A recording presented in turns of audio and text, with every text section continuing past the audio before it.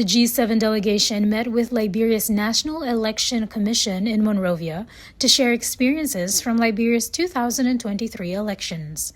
During the meeting, G7 Plus also invited representatives from the Commission to participate in the upcoming G7 Plus as election observer in São Tomé and Príncipe, scheduled for July 19, 2026.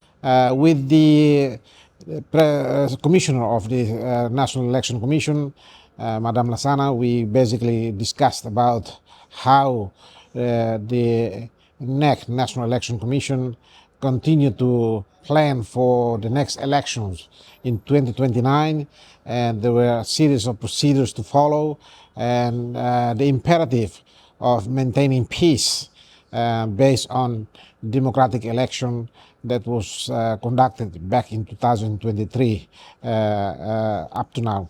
Speaking at the meeting, the president of Liberia's National Elections Commission, Davidetta Brownelansana, said they have prepared resources and documents to serve as a guide for future electoral processes. We've been planning our strategic plan as a document that will guide us, going forward.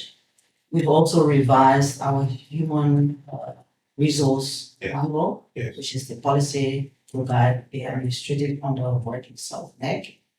And we've been conducting a stream of trainings, capacity development of the staff in different areas of the commission, including data, IT.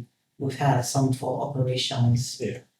Currently, we are doing the one for communications to develop a communication strategy. So there are a lot of things that have been going on.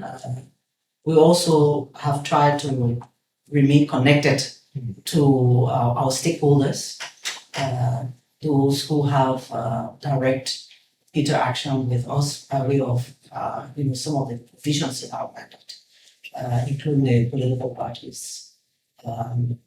So we're in a planning stage. The electoral cycle continues.